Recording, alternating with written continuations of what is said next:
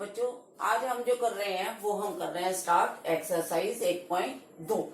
इसमें हमारे पास सबसे पहले है पहला सवाल, ऐसा पूर्णांक युग्म लिखो जिसमें उनका योग -7 है। बी पार्ट है अंतर -10 है। तीसरा है कि योग 0 है। तो सबसे पहले अभी हमने जोड़ करना सीखा था, लेकिन अब हम जो सीखेंगे वो ये है कि हमें नंबर्स फाइंड आउट करने हैं। सबसे पहला हम ए पार्ट को डिस्कस करते हैं। योग -7 है,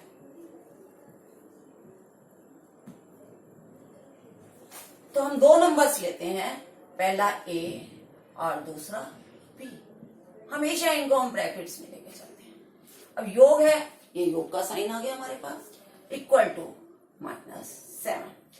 अब हम यहाँ पर जो ए की वैल्यू है धनात्मक अंक भी ले सकते हैं और ऋणात्मक भी ले सकते हैं। क्यों?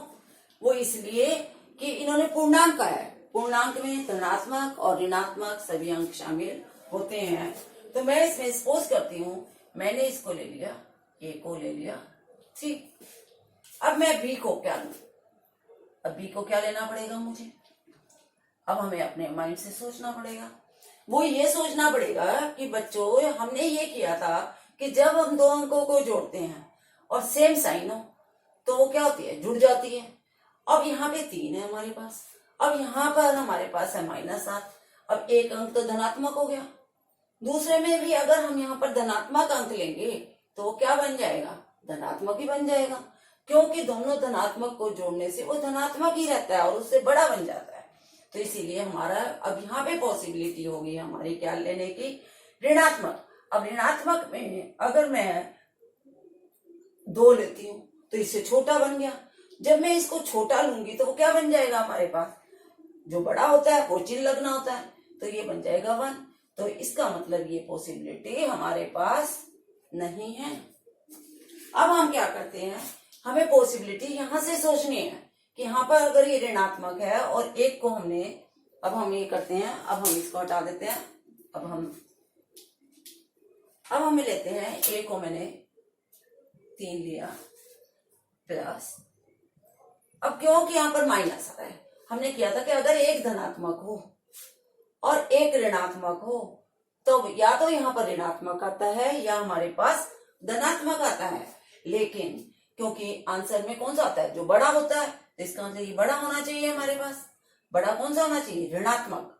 तो माइनस का अगर मैं इसे 7 बढ़ा करके करूंगी तो ये क्या बन जाएगा मेरे पास, 3 - 10 यानी कि -7। तो ये हमारे पास बन गया। तो बी की क्या वैल्यू बन गई हमारे पास, -10। अब सेकंड पार्ट अगर मैं इसका देखती हूँ तो आप देखोगे कि यहाँ पे क्या आ रहा है हमारे पास, इसमें है कि इनका अंतर जो है वो कितना होना चाहिए, -10। बी पार्ट हमारा यहाँ पर क्या कहता है कि अंतर -10। तो यानी कि a - b बराबर क्या होना चाहिए हमारे पास, -10। उसी प्रकार से फिर हम चलेंगे, a को हम कोई नंबर सपोज कर लेते हैं। a को मैंने ये सपोज कर लिया कि मैंने 5 ले लिया। 5 में अगर यहाँ माइनस है, यहाँ मेरे पास कोई नंबर नहीं है। अगर मैं ये हमारे पास 5 ले लेती हूँ तो एक धनात्मक और एक ऋणात्मक, ये बनने से तो क्या बन जाएगा, 0। तो इसीलिए अगर यहाँ पर इसको माइनस का बनना है, -10, तो अब क्या किया जाए, सपोज करो यहाँ पर अगर प्लस होता, यहाँ प्लस होता तो 5 + 5 बन जाता हमारे पास। अब हमें क्या करना पड़ेगा यहाँ पे, बताओ। अब अपने आप सोचो, इसको रख के देखो कि हमारे पास क्या वैल्यू बनेगी। अगर मैं इसको -5 रखती हूँ तो ये क्या बन जाता है, 5 माइनस का 5 बन गया, तो ये बन गया 5 और 5 10। तो जबकि हमारे पास यहाँ पे क्या है, -10। इसका मतलब है कि ये हमारे पास पॉसिबिलिटी नहीं हो सकती। अब मैं इसको 5 लेती हूँ, यहां पर 15 लूं, तो अगर मैं प्लस करती तब तो क्या बन जाता है यहाँ पे हमारे पास 5 + 15 20, और अब हमने माइनस किया तो क्या बन गया, माइनस का 10। ये बन गया हमारे पास 5 - 15 बराबर माइनस का 10। अब भाई हमारे पास एक तीसरा पार्ट भी आ जाता है, वो क्या है, तीसरा पार्ट हमें कहता है कि इनका योग जो है वो कितना होना चाहिए, 0।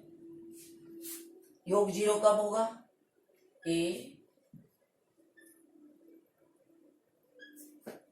अगर मैंने a को 4 सपोज कर लिया, तो अब अगर हम संख्या रेखा पे भी ध्यान देते हैं, 1 2 3 और 4, अगर हम 4 इधर हैं और इसमें जोड़ना है, 0 आंसर आना है, हम कितने पॉइंट इधर जाएंगे, लेफ्ट साइड में गए, इसका मतलब ऋणात्मक की साइड हो गया हमारा, 4 - 4 क्या, 0। तो ये हमारा हो गया सवाल नंबर पहला। क्लियर है?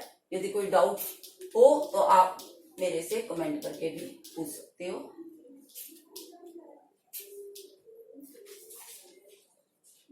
अब हम इसके कुछ गुणों के बारे में करते हैं कि जिस तरह से पूर्ण संख्या के हमारे पास गुण है।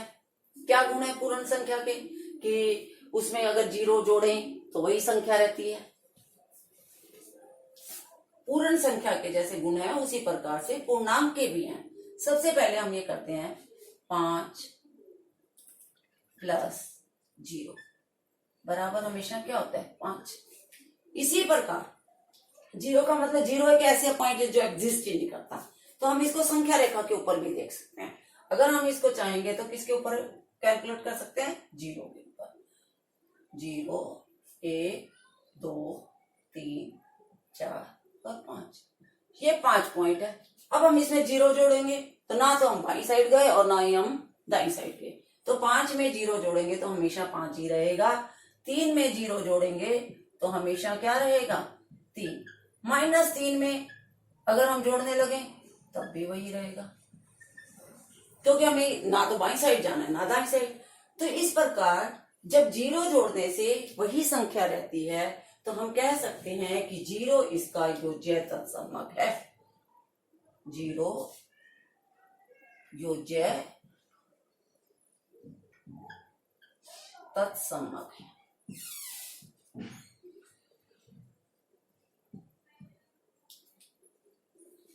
अब दूसरा जो गुणधर्म बनेगा हमारा, दूसरा गुणधर्म क्या बन सकता है हमारा, दूसरा ये बनेगा कि हम ये करते हैं जैसे 5 - 5 क्या बन गया हमारे पास, 0। 3 - 3 0, 2 - 2 0। क्योंकि ये सब चीजें हम संख्या रेखा के ऊपर देख चुके हैं कि जितना हम दाई साइड जा रहे हैं उतना ही अगर हम बाई साइड में जा जाते हैं तो हम वापस कहाँ पहुंच जाते हैं, 0 पे। ये हम अपने कदम से भी कर सकते हैं कि अगर हम 3 कदम इधर चलते हैं, ये हमारी संख्या रेखा है, 1 2 3, फिर हम वापस चलते हैं। जब वापस चलेंगे हम तो ये हमारे पास आ जाएगा 1 2 3, वापस कहाँ पहुंच गए, अपने स्पॉट पे। तो इस प्रकार से जितना हम आगे चलते हैं उतना ही अगर हम पीछे चल जाएं तो कहाँ पहुंच जाते हैं, वापस 0 पे। तो इसीलिए हम इसको क्या कहलाएंगे, योज्य प्रतिलोम, कि 5 का योज्य प्रतिलोम जो है -5 है, 3 का योज्य प्रतिलोम -3 है। तो -3 जो है योज्य प्रतिलोम क्या हुआ, किसी अंक में उसके अपोजिट साइन को जोड़ने से जब 0 प्राप्त हो जाता है तो ये -5 जो है इसका योज्य प्रतिलोम कहलाएगा, योज्य प्रतिलोम, योज्य प्रतिलोम। यानी कि 5 का योज्य प्रतिलोम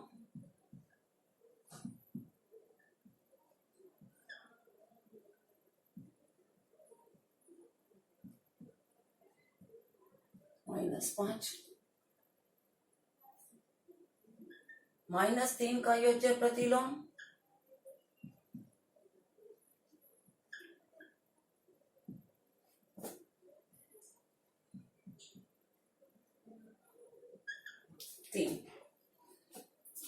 कि -3 में योज्य प्रतिलोम जोड़ने से क्या बन जाता है, 0 बन जाता है हमारे पास। अब हम इसके साथ एक गुणधर्म और करते हैं जिसको हम क्रम विनिमय नियम कहते हैं। कौन सा नियम बोलते हैं हम इसको, क्रम विनिमय नियम। वो कौन सा होता है क्रम विनिमय नियम? ये नाम तो सभी ने सुने हुए हैं।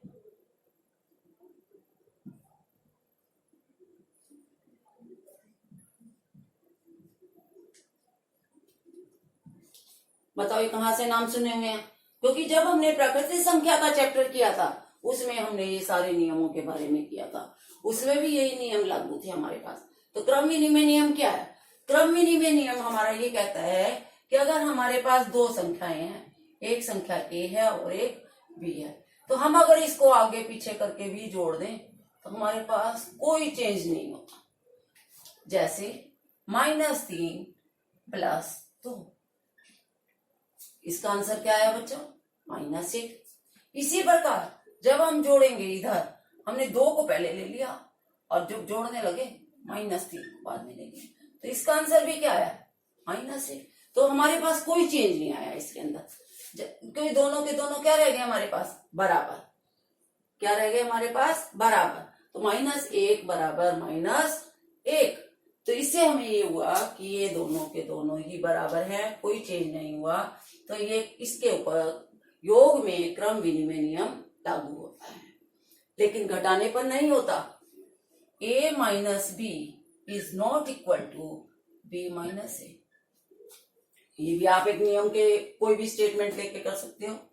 सपोज करो मैंने a को माना 5 और इसको किया 3, तो देखो 5 - 3 कितना बन जाएगा हमारे पास, 2। और इधर से हमारे पास क्या बना, ये 3 लिखो -5 लिखो, इसकी वैल्यू कितनी आई, -2। अब ये आया 2 और ये क्या आया, -2। ये लेफ्ट हैंड साइड चल रही थी मेरी और ये राइट हैंड साइड चल रही थी।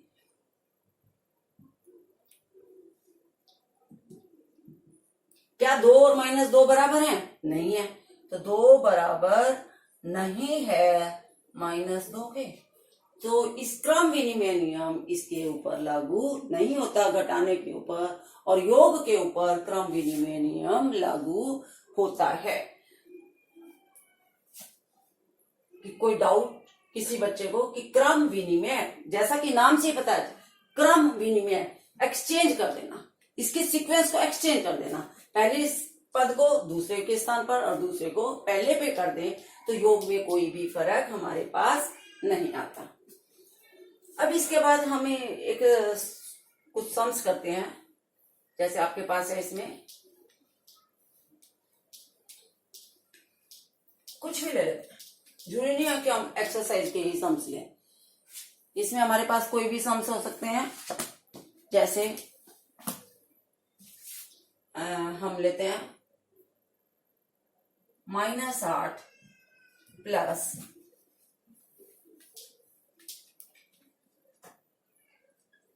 4 बराबर 4 प्लस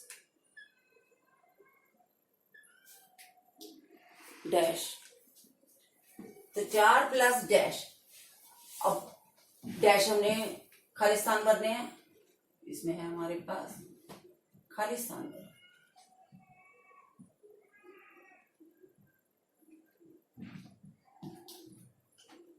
अब हमें सम सोल्व करने की जरूरत नहीं है कि हम इसका आंसर लाएं फिर इसका लाएं। हमें पता है कि ये तो हमारे पास पूर्णांक है, ये a बन गया, ये b बन गया, इसमें b आगे आ गया, तो a को हम बाद में कर दें, कोई चेंज नहीं होगा। तो इसीलिए हमें इसमें टाइम नहीं लगाना कि हम इतना ज्यादा टाइम लगाएं।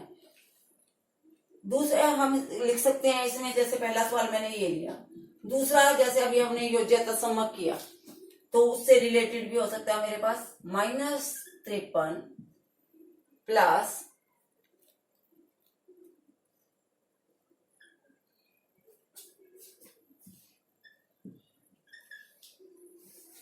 अब बड़ा इजी है। क्यों? क्योंकि हमने कहा है कि इसके अंदर कुछ भी जोड़ा जाए तो वही संख्या है, तो कुछ भी जोड़ा जाए यानी कि 0 को देखो, हमने अभी किया था कि अगर हम 0 को जोड़ने से वही संख्या रहती है तो ये योज्य तत्समक होता है। तो ये योज्य तत्समक है, हम याद भी कर चुके हैं कि इसमें जीरो जोड़ने से कोई फर्क नहीं पड़ता। जिस प्रकार पूर्ण संख्याओं में फर्क नहीं पड़ता, उसी प्रकार पूर्णांक में भी कोई फर्क नहीं पड़ता, क्योंकि हमें कहीं भी नहीं जाना, ना बाई साइड ना दाई साइड। तो ये बन गया -53 plus 0 equal to -53।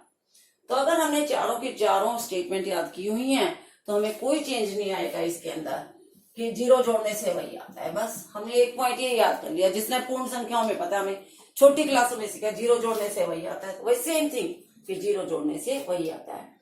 17 plus dash बराबर 0। अब 17 प्लस डैश बराबर 0। अब 0 कब आता है? अभी हमने किया था कि जितने कदम हमारे पास आगे चले हुए हैं, उतने कदम अगर हम पीछे चल लें तो हम वापिस अपने उसी स्पॉट पे पहुंच जाते हैं, तो वो 0 होता है हमारे पास। कि 5 उधर चले, 5 वापिस आ गए तो 0। तो 17 हमारे पास यहाँ पे धनात्मक है, तो ऋणात्मक कर दो, ऋणात्मक हो तो धनात्मक कर दो, तो वो जोड़ने से 0 बन जाता है। हम इसके बाद एक पार्ट और लेते हैं। 113 माइनस 12 बराबर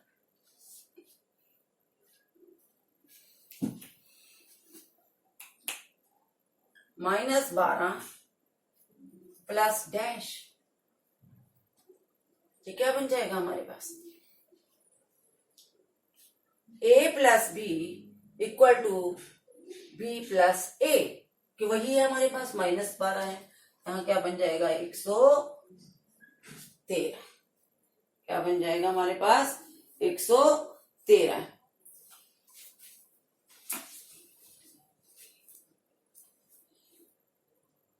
इस प्रकार हमारे पास ये योज्य प्रतिलोम है हमारे पास। इसी से रिलेटेड अगर तो बच्चों हमने मेन रूल्स जो थे वो कर लिए। अब हमें मेन एक बार मैं आपको फिर से रिवाइज बता देती हूँ। रिवाइज करना कि हम दोनों संख्याएं हैं, जब हम जोड़ते हैं तो उसको हम आगे पीछे लिख दें नो चेंज, नो चेंज। और जब हम इसमें 0 जोड़े तो कोई फर्क नहीं पड़ता, 0 घटाए तब भी कोई फर्क नहीं पड़ता। तो इसका मतलब हमारे पास 0 जो है योज्य तत्समक है। तीसरा पॉइंट जो था रिवीजन का वो ये था कि अगर हमारे पास पॉजिटिव में नेगेटिव सेम नेगेटिव जोड़ा जाए तो उसका जोड़ जो है वो क्या आता है? 0 आता है। और तीसरा ये वही सहचार्य नियम है। तो अभी आपको मैंने थोड़े से पॉइंट्स बताए, आज इसके 2-4 गुणधर्म बताए हैं, आपने इन्हीं को रिवाइज करना है। और थोड़े से 2-4 मैं क्वेश्चन दे रही हूँ, उनको आप कमेंट सेक्शन में लिख करके भी दिखा सकते हो। जैसे